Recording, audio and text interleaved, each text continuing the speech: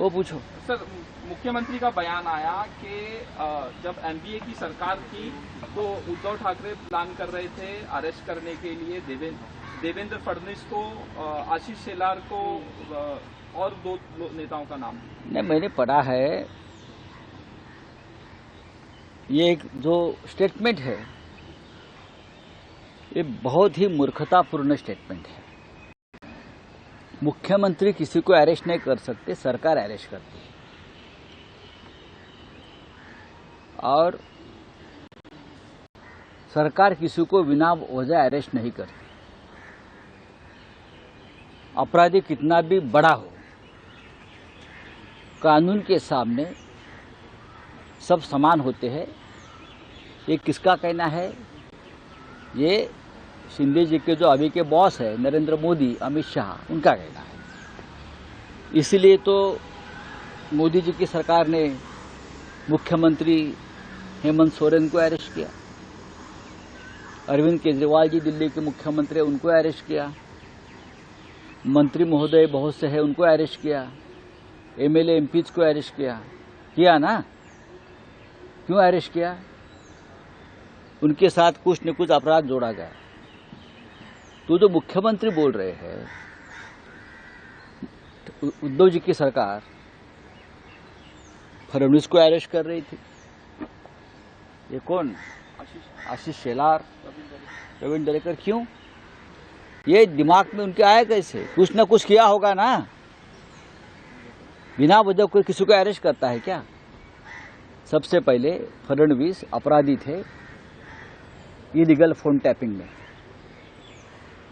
Illegal phone tapping का मामला चल रहा था, जांच चल रही थी। उनके मन में डर था कि मुझे अरेस्ट किया जाएगा।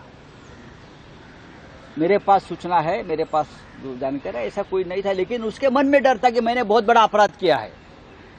मुख्यमंत्री, गृह मंत्री होते हुए हमारे अपोजिशन के फोन चुराकर मैंने सुन लिए हैं। उसके लिए 2 ऑफिसर लगाए थे, रश्मि शुक्ला जो डीजी है आज।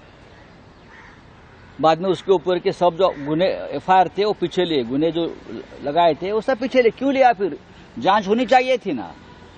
ये फडणवीस के मन में डर था कि मुझे इस मामले में अरेस्ट हो सकती है, और पूरे विश्व में ऐसे मामले में अरेस्ट होते हैं और उनको जेल में जाना पड़ता है। तो एक भयंकर अपराध था जो गृह मंत्री होते हुए देवेंद्र फडणवीस ने किया था। क्या फडणवीस जी अनटचेबल है क्या? कानून से ऊपर है? प्रवीण दरेकर, जिनके ऊपर मुंबई बैंक लोन घोटाले का जांच चल रही थी, हजारों करोड़ का घोटाला वहां हो रहा था उस वक्त। तो क्या सिंचन घोटाला, ये घोटाला, उसमें लोग अरेस्ट कर सकते हैं। 50 लाख 10 लाख बीजेपी वाले ने अरेस्ट कर लिया ना। लेकिन ये लोग क्या अनटचेबल है? उनको कानून हाथ नहीं लगा सकता कोई।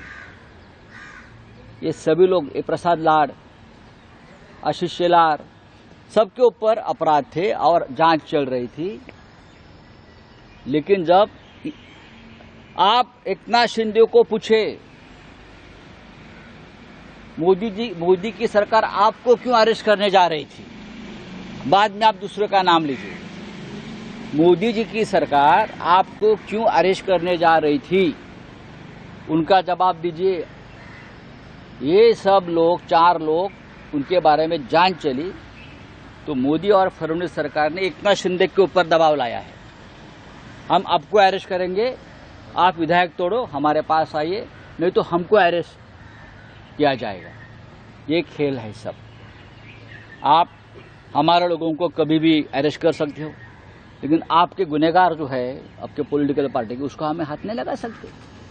ऐसा नहीं होने वाला था, लेकिन मैं आपको बता रहा हूँ। मुकेश दलाल गुजरात में अनअपोज जीत के आए। ये अनअपोज नहीं है, ये लूट लिया है। ये चंडीगढ़ पैटर्न है जो सूरत में हुआ है। जिस तरह से कांग्रेस के उम्मीदवार का नामांकन रद्द किया, कारण कुछ भी देने दो, इस देश के इतिहास में, लोकतंत्र में कभी हुआ नहीं। ये एक बार फिर लोकतंत्र को लूट लिया, वस्त्रहरण किया सूरत में। इसीलिए तो हम चाहते ये तानाशाही देश में खत्म होनी चाहिए। कहीं ना कहीं क्षत्रिय समाज का वही गुजरात में प्रभाव दिख रहा है सर, जिसको लेकर अपना सीट से राजपूत समाज का राजपूत समाज। पूरे देश में आंदोलन चल रहा है। बोलिए। सर, गिरीश महाजन, आयुषी शेलार, प्रवीण दरेकर यांना अटक करण्याचा प्लॅन होता असं मुख्यमंत्री म्हणतात. काय नक्की एकत्रित कशा प्रकारचा प्लॅन होता आणि आत्ताच ते असं मुख्यमंत्र्यांचं एक मुलाखत समोर आलेली आहे. सध्याचे मुख्यमंत्री असं म्हणतायत, स्वतः ते ज्या सरकारमध्ये होते शिंदे उद्धव ठाकरे यांच्या, ते सरकार मी व्यक्तिशः उद्धव ठाकरे म्हणत नाही, सरकार कारवाई करतं. त्यांनी काय सांगितलं आहे की फडणवीस, गिरीश महाजन, बरोबर ना, दरेकर, शेलार, लाड यांची नावं घेतली का? हे लोक अनटचेबल आहेत का कायद्याच्या दृष्टीनं? जर त्यांनी काही अपराध केले असतील, आर्थिक गुन्हे असतील, इतर काही अपराध असतील, ते त्यांना कायदा हात लावू शकत नाही का? हे कोण आहेत? हे कायद्याच्या वर आहेत का? या देशामध्ये प्रधानमंत्र्यांवर कारवाई झालेली आहे, राज्यपालांवर कारवाई झालेली आहे. विद्यमान मुख्यमंत्री अरविंद केजरीवाल, हेमंत सोरेन ह्यांना मोदी सरकारनं अटक केली.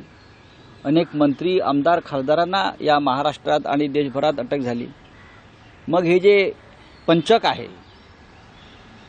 ज्यांचं नावं घेतली शिंद्यांनी, त्यांच्यावर अपराध असतील आणि सरकार त्याची चौकशी करत असेल, तर यांच्या अंगाचा इतका तिळपापड का व्हावा? त्या काळामध्ये देवेंद्र फडणवीस यांच्यावर विरोधकांचे फोन टॅपिंगचा आरोप होता, अत्यंत गंभीर आरोप आहे. Indian telegraph act, Indian evidence act आणि इतर काही सेक्शन्स, त्यांनी विरोधकांचे फोन अत्यंत बेकायदेशीरपणे चोरून ऐकण्याचा प्रयत्न केला आणि त्यांच्यावर पाळत ठेवली.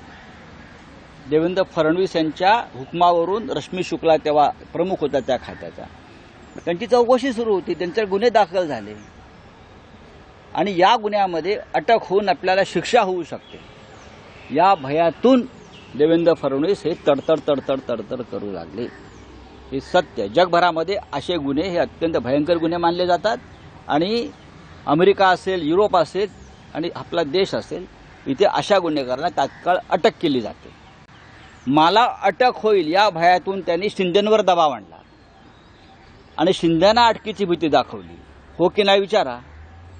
एकनाथ शिंदेने सांगावं त्यांना मोदी सरकार का अटक करणार होतं. कारण सांगू शकतात? मी सांगतो. नाही तर एकनाथ शिंदेवर दबाव होता अटकेचा आणि म्हणून ते 40 आमदार आणा, नाही ते तुम्हाला अटक करू. प्रवीण दरेकर यांच्यावर का कारवाई करू नये? त्यांच्यावरती मुंबई बँक घोटाळ्याचा आरोप तेव्हा होता आणि त्याची चौकशी सुरू होती. बेकायदेशीरपणे कर्ज वितरण, कोणते लाड ना, लाड वगैरे जे लोक आहेत त्यांच्यावरती अनेक प्रकारचे गुन्हे आहेत. पोलिसांनी तपास करू नये असे यांचं म्हणणं आहे का? डरपोक लोक आहेत हे. म्हणून त्यांनी पक्ष फोडले स्वतःची अटक टाळण्यासाठी,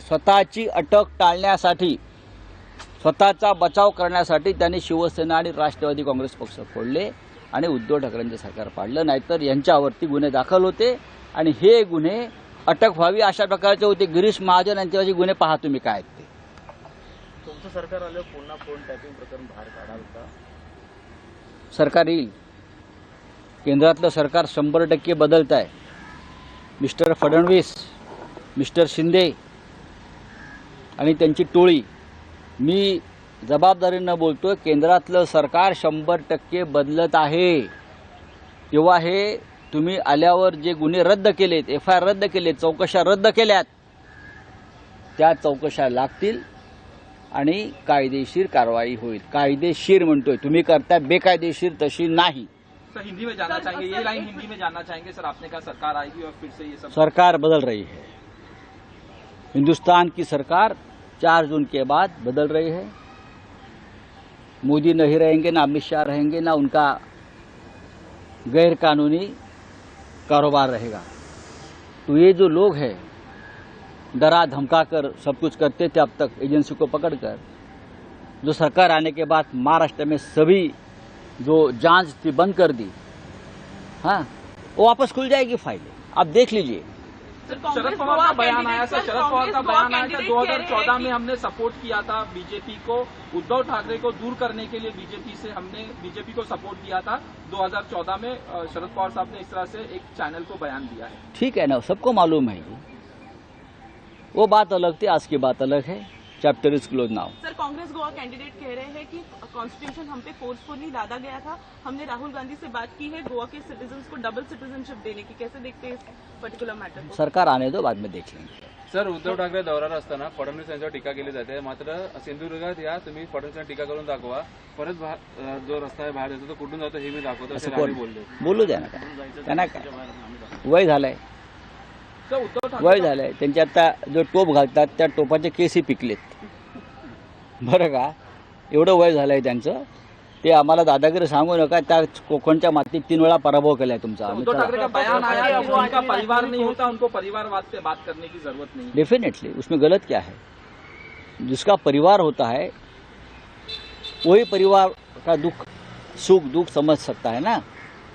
महंगाई क्या है, बेरोजगारी क्या है, हाँ, हेल्थ प्रॉब्लम क्या है, एजुकेशन प्रॉब्लम क्या है, जिसका परिवार ही नहीं है वो क्या समझेगा? Thank you. लोकशाही मराठी ऐका, पहा, जागरूक रहा।